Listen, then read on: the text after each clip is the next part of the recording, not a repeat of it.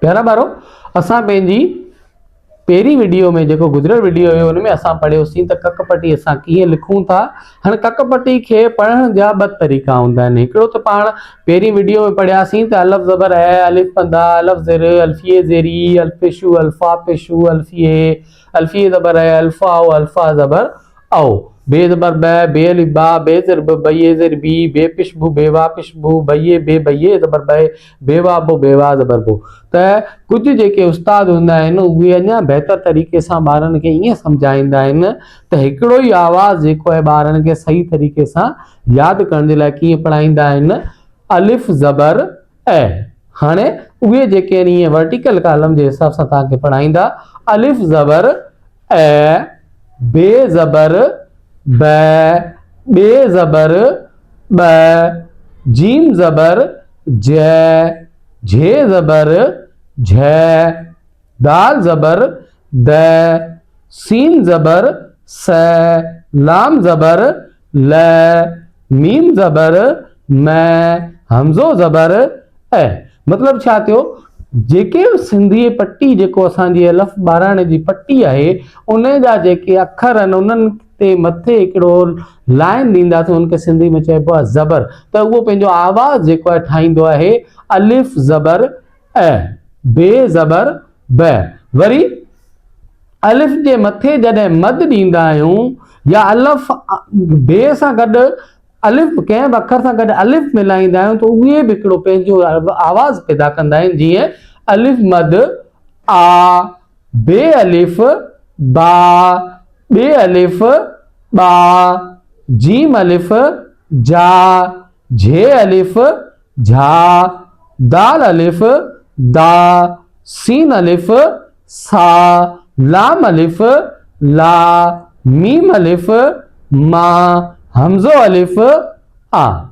अहिड़े हिसाब सां जॾहिं अलफ जे हेठि जेको ज़ेर ॾींदासीं त उहो आवाज़ ठाहींदो अलफ ज़ेर अ, बे ज़ेर ब, बे ज़ेर ब, जीम ज़ेर ज, झे ज़ेर झ, दाल ज़ेर द, सीन ज़ेर स, लाम ज़ेर ल, मीम ज़ेर म, हमज़ो ज़ेर अ।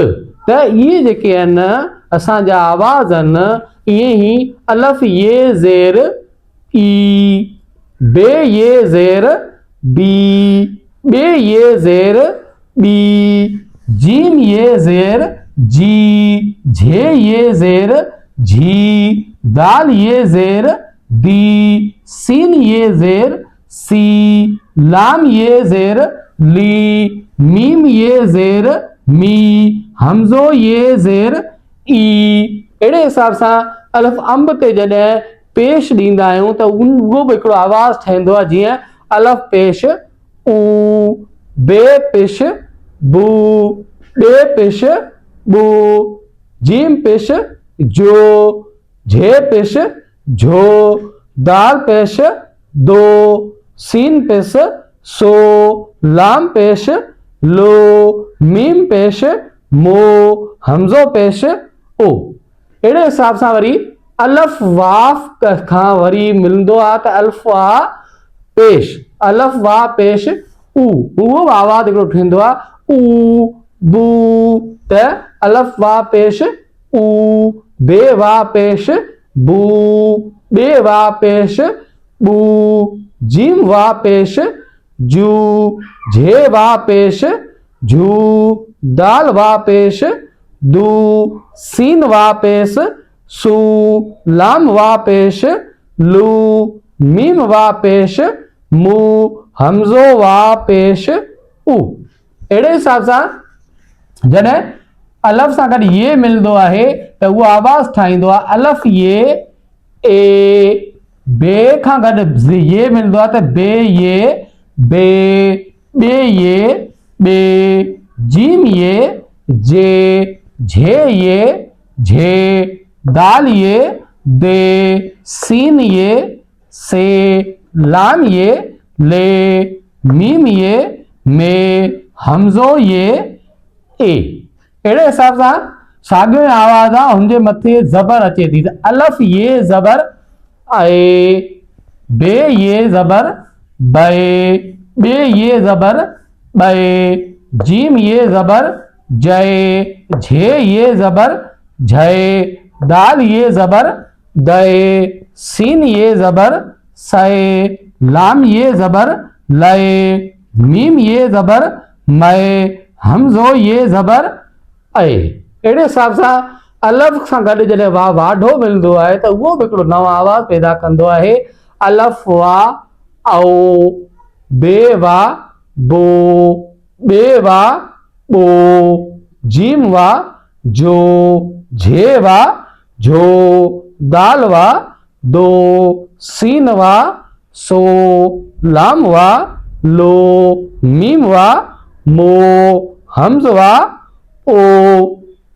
अहिड़े हिसाब सां साॻिए आवाज़ आहे उनजे मथे ज़बर थींदो आहे। अलफ़ वा ज़बर औ, बे वा ज़बर बओ, बे वा ज़बर बओ, जीम वा ज़बर जओ, झे वा ज़बर झओ, दाल वा ज़बर दो, सीन वा ज़बर सौ, लाम वा ज़बर लो, मीम वा ज़बर मओ, हमज़ वा ज़बर औ।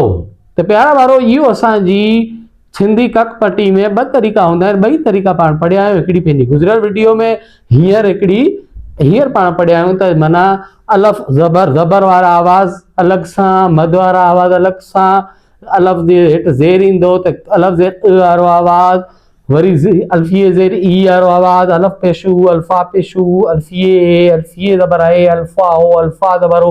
त इहे जेके बि आवाज़ हुआ उन्हनि खे असां सम्झण जी कोशिशि कई आहे। तव्हां पंहिंजनि ॿारनि खे इहो वीडियो ॾेखारियो।